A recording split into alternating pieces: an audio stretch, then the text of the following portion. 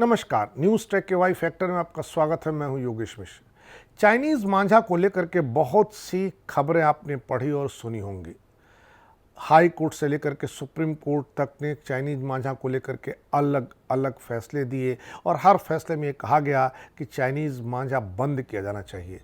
चीन से मांझा नहीं मंगाया जाना चाहिए। इस मांझे का उपयोग कतई पतंग उड़ाने के लिए नहीं किया जाना चाहिए, क्योंकि इस मांझे में इतनी तेज़ी है कि यह कई लोगों के गर्दन काट चुका है।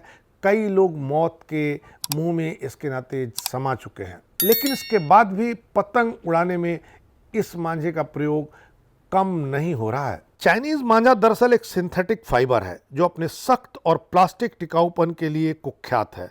इसका असली नाम मोनोफिलामेंट फाइबर है। इसका इस्तेमाल चिकित्सकीय टाँका लगाने से लेकर मछली पकड़ने की डोर, पेंट ब्रश, प्लास्टिक कवरिंग आदि चीज़ों में किया जाता है। पानी सप्लाई के लिए प्लास्टिक के सख्त पाइप में भी मोनोफिलामेंट की बुनाई होती है।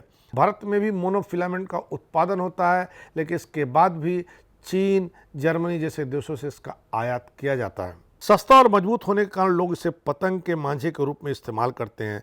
चूँकि मोनोफिलामेंट बहुत सस्ता पड़ता है, इसलिए इसके नाम के साथ चीनी मांझा जुड़ गया है। मोनोफिलामेंट धागे इसलिए घातक होते हैं क्योंकि उन्हें तोड़ना बहुत कठिन होता है।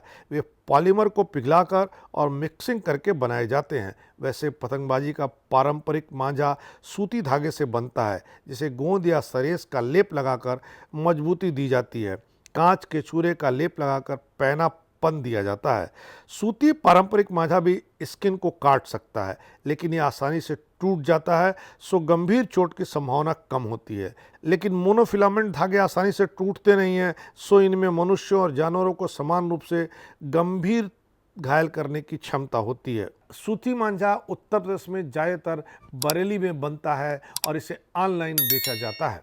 लखनऊ में भी 30-35 साल पहले खूब मांझा बनता था और इसका बड़ा बाजार था। बरेली के मांझा को देश में सर्वश्रेष्ठ माना गया है। हाई क्वालिटी सूती धागे को गोंद, चावल के आटे और अन्य सामग्रियों में लपेटा जाता है ताकि इसे तेज किया जा सके, लेकिन तब भी यह जानवरों या मनुष्यों को घायल करने के लिए पर्याप्त मजबूत नहीं होता है।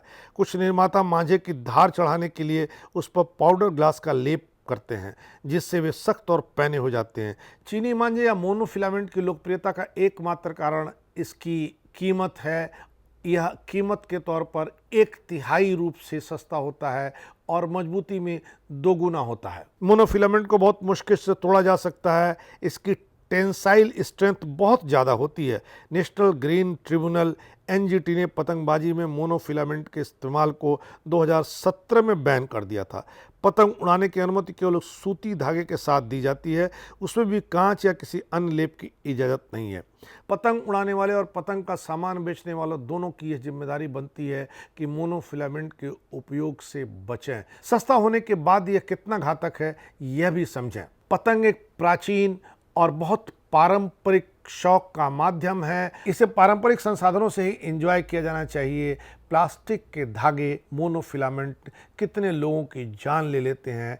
यह प्रतिबंधित भी हैं, गैर कानूनी हैं। के बाद भी सिर्फ सस्ता होने की वजह से हम इसका इस्तेमाल करके कई लोगों की ज़िंदगी ख़त्म कर रहे हैं। हमें यह भी सोचना चाहिए, कीमत कम होने के साथ साथ दूसरे लोगों की ज़िंदगी की कीमत कितनी महंगी है, इसे सोचे बिना अगर हम इस मोनोफिलामेंट का उपयोग करते रहेंगे तो निश्चित रूप से हम भी दंड के भागी होंगे, क्योंकि यह कानूनन गलत है। इस बार इतना ही। अगली बार फिर मिलेंगे किसी नए सवाल पर नए ढंग से बात करने के लिए। तब तक के लिए नमस्कार।